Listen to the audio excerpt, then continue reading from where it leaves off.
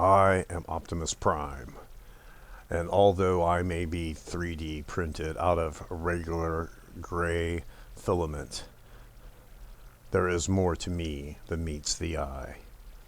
I am not transformable, but I am fully articulate.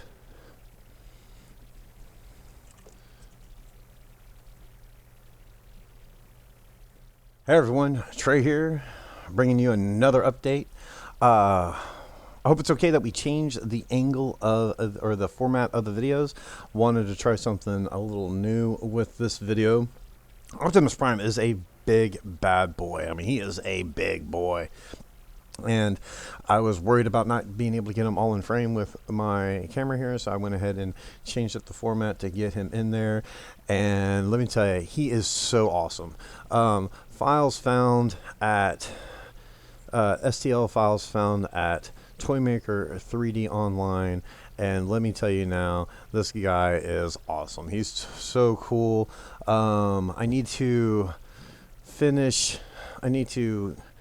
take out his Autobot Matrix of Leadership there and go ahead and finish detailing it a little bit so you can see it better, so it's not so, you know, bleeds in with the rest of his chest. But that's on me. You know what I mean? That's like completely on me. I scaled this entire run of Transformers, if you've been following me, up to 150%, and I have been having a kick out of it. This is my third Optimus Prime here. My first one I scaled up to 200%, and I gave away to my best friend that I grew up with, my childhood friend. The second one I did at 100%, but I was having some problems.